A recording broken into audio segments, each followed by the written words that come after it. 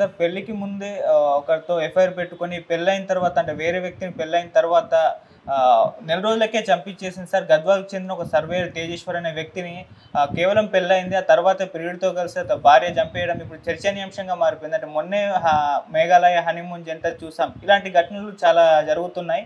అంటే భార్యలు వేరే వారితో ఎఫ్ఐఆర్ పెట్టుకోవడం, ఆ తర్వాత ప్రియుడితో కలిసే భర్తల్ని చంపించేయడం ఇటువంటివి పెరిగిపోయాయని కూడా చెప్తున్నారు. ఇప్పుడు తేజేశ్వర్ విషయంలో కూడా అదే జరిగింది అంటున్నారు. అసలు ఏం జరిగింది? దీనికి సంబంధించి మరి ఎటువంటి వివరాలు ఉన్నాయి సార్? మనం చాలాసార్లు సోనం అండ్ రాజా రఘువంశీ గురించి చెప్పుకున్నాం. ఆ అమ్మాయి ముందుగానే ఒక అతన్ని ప్రేమించింది. అతనితో పెళ్లి ఒప్పుకోరని చెప్పి ఇంకొక అతన్ని పెళ్లి చేసుకొని అతన్ని చంపేస్తే విడో అవుతాను, అప్పుడు చచ్చినట్టుగా ఒప్పుకుంటారని ఒక ప్లాన్ చేసి హనీమూన్కి తీసుకెళ్లి అతన్ని అతి దారుణంగా చంపించింది. ఇప్పుడు అరెస్ట్ అయ్యి జైల్లో ఉంది.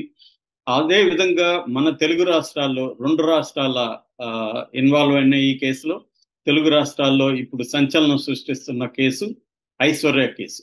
ఈ ఐశ్వర్య అనే ఒక అమ్మాయి తన భర్తను కూడా అంటే ఆల్రెడీ ఒకరితో అఫేర్ పెట్టుకొని ఇంకొక అతన్ని పెళ్లి చేసుకుంది. ఇది వేరే డిఫికల్ట్ కేసు అనమాట. సోనంద్ లాంటిది కాదు.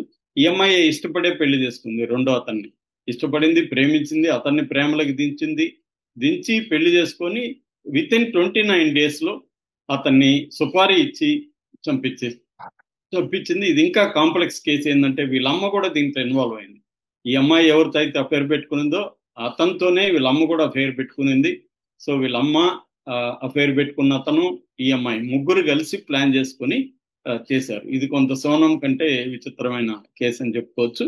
అసలు ఇది ఎలా జరిగింది, అసలు వీళ్ళెవరు, ఎందుకు చంపారు, ఎలా చంపారు, పోలీసులు ఎలా పట్టుకున్న తర్వాత ఇన్వెస్టిగేషన్లు ఇప్పటి వరకు ఏ విషయాలు బయటకు వచ్చాయి, ఈ విషయాలు చూద్దాం.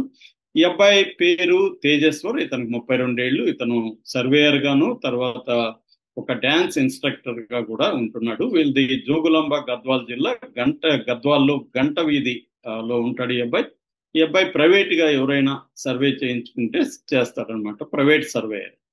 సో ఈ అబ్బాయికి May 18న ఈ కర్నూలులో ఉంటున్న కర్నూలు ఎస్టేట్ అంటారు దాన్ని, ఆ కర్నూలు ఎస్టేట్ లో ఐశ్వర్య అనే అమ్మాయితో పెళ్ళైంది.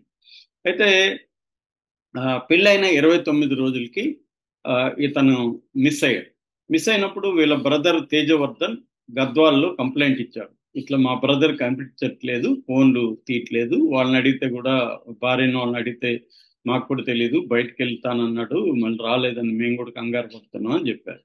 సో పోలీసులు రంగంలో దిగారు. వాళ్ళు మామూలుగానే రెగ్యులర్ గా చేసే పద్ధతిలో ఈ అబ్బాయి ఫోన్ లొకేషన్ ఎక్కడెక్కడ ఉనింది, అట్లాగే సీసీటీవీలు ఇవన్నీ పరిశీలిస్తే పెబ్బేరు అనే చోట అతని శవం దొరికింది. శవం అతి దారుణంగా గొంతు కోసేసి ఉన్నారు. సో ఎవరు చేశారంటే వాళ్ళకి ఒక కారు అక్కడికి వచ్చిపోయినట్టుగా కనబడింది. ఆ కారుని సీసీటీవీల ద్వారా ట్రేస్ చేసి ఆ కారు ఎవరిది ఏంటనేది వాళ్ళు పట్టుకున్నారు అన్నమాట.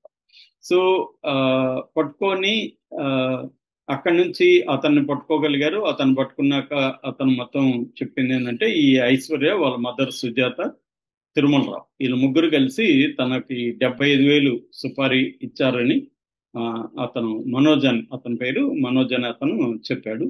దాంతో వీళ్ళందరినీ కూడా అరెస్ట్ చేశారు. అట్లాగే ఈ మనోజ్కి హెల్ప్ చేసిన కార్ డ్రైవర్ కావచ్చు, ఇంకొక మీడియేటర్ ఉన్నాడు మనోజ్ని వాళ్ళకి కలిపిన అతను. ఆ మీడియేటర్ని మొత్తం ఇప్పటి వరకు 8 మందిని పోలీసులు అరెస్ట్ చేసినట్టుగా తెలిసింది. సో ఈ పోలీసులు ఇప్పటి వరకు అంటే ఎస్పీ శ్రీనివాసరావు, గద్వాల ఎస్పీ శ్రీనివాసరావు దీన్ని పర్సనల్ గా సీరియస్ గా తీసుకొని 3 బృందాల్ని పెట్టాడు. దీని మీద 2 రోజుల్లోనే పట్టుకోగలిగారు. సో ఈయన ఎస్పీ శ్రీనివాసరావు చెప్తున్నది ఏంటంటే ఎలా జరిగింది ఏంటనేది చెప్పాడు. ఇదేంటంటే ఈ కర్నూలు ఎస్టేట్ లో ఒక బ్యాంక్ పేరు చెప్పట్లేదు, ఒక బ్యాంక్ మేనేజరు ఉన్నాడు, తిరుమలరావు ఆయన పేరు. ఆ బ్యాంక్ లో సుజాత అనే ఆవిడ పనిచేస్తుంది. సో సుజాతకి ఆయనకి మధ్య అఫైర్ స్టార్ట్ అయింది. ఆయనకి ఆల్రెడీ పెళ్ళైంది కానీ పిల్లలు లేరు. సో దాంతో ఆయన పిల్లలు కావాలని అనుకున్నాడు. అప్పుడు ఈ సుజాత ఏం చెప్పిందంటే ఎవరో ఎందుకు, నా కూతురే ఉంది, పెళ్లి చేసుకో అని చెప్పింది. అయితే అది ఇంకా మంచిది, మనం నీ కూతుర్ని పెళ్లి చేసుకుంటే నేను నీతో కూడా అఫైర్ కంటిన్యూ చేయొచ్చు అని వాడికి అనిపించింది. సో దాంతో ఐశ్వర్యాన్ని పరిచయం చేసింది. ఐశ్వర్యతో అఫైర్ పెట్టుకోవడం మొదలు పెట్టాడు.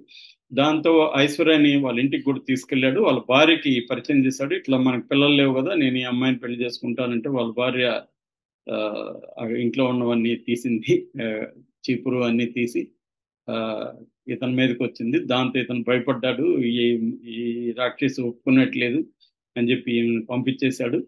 సో అప్పుడు వీళ్ళు ప్లాన్ వేసుకున్నారు ఏంటంటే, ఆ, ఇది మనకు బయటపడకుండా ఉండాలంటే నువ్వు ఎవరినో ఒకరిని పెళ్లి చేసుకో, ఒక పక్కరాగాన్ని పెళ్లి చేసుకొని నువ్వు ఉంటే మన ఇద్దరం కంటిన్యూగా అఫైర్ నడుపుతాము